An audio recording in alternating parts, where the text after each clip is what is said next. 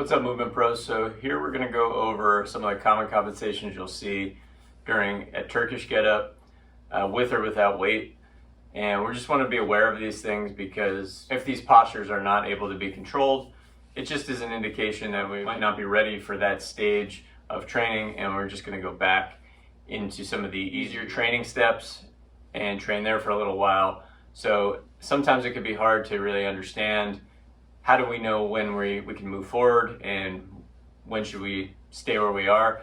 These are some of the postural things to look for that are pretty common that can give us that indication, say, yeah, we might not be ready, so let's move back a little bit. So we'll break this down step by step. With the kettlebell, when I get onto my side, I want to be able to just roll to the back. That should be pretty straightforward. Right here, when I start to press up, if I can't straighten this arm, that is an indication right away that that weight might be a little bit too heavy, where I want this arm to be stacked right over the shoulder. So if the elbow has to stay bent, or the wrist, which is more common, can't be straight here, and it has to be like I'm carrying a tray, that's not going to be optimal. So I want to make sure that I am able to keep my knuckles flat to the ceiling and basically my wrist in line with the arm. So straight arm, that's going to be a theme as we move through this get-up. We want to try to keep the elbow straight, the arm as straight as we can, and we want to minimize how much our shoulder is coming towards the ear. So as I go into this next position where I'm going to go onto the elbow, again, I don't want to get this shoulder close to the ear. I want to keep separation between my ear and shoulder on both the down arm, so my left arm in this case, and the right arm here. So this would be what it looks like if I get jammed up on the left side. This is what it's looks like when I get jammed up on the right side. So I want to keep chest forward, and I want to keep the shoulders away from the ears on both sides. All right, elbow may want to bend here too. So being aware of that, trying to drive that up, keep the elbow as straight as I can. If I can't with the weight, then I just take the weight away. All right, so if I'm doing this without the weight, I don't have to be as picky about keeping the elbow straight. I know that's the intention, but if I have the weight, I really want to make sure that the elbow is not bent like this, because that's just going to, over time, bring that belt closer to collapsing down on me. So I really want to feel like I'm locked out on the elbow, and then on this side, I'm pushing the ground away so my shoulder isn't getting close to the ear. Okay, and that's going to be the same when I move up to this position. Pretty much the same idea.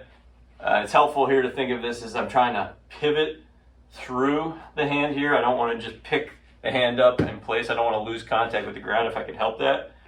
So that's going to be the compensation here is, again, I don't want the elbow to have to stay bent. I don't want the shoulder to come up towards the ear. The other thing that can tend to happen is that shoulder wants to kick forward, and then that pulls everything forward. So if I start to have my chest cave, that becomes a sign that I'm not ready for this progression, and I'll just go to this progression. So I'll just go back one. All right, so from here, same idea, keep that chest open, shoulders not riding up or going forward as I sweep through.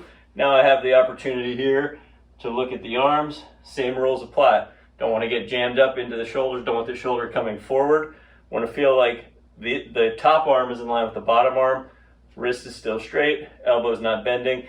And here I don't want this in front of my body, and I don't want it behind the body. I want it to stay stacked over the body as much as possible. All right, and then I'm going to rise up. So now this bell is going to be stacked over me here, so it's more in line with my ear. Where here it was stacked over this bottom arm and stacked over the body.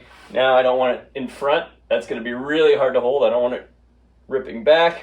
I don't want it to stay out here. I want it to be balanced over the body as much as possible. All right, then as I square up, I'm going to try to have this shin be as perpendicular as I can to the ground, this back knee in line with my hip, and then when I stand up, I still have this bell stacked kind of in line with the ear as much as possible.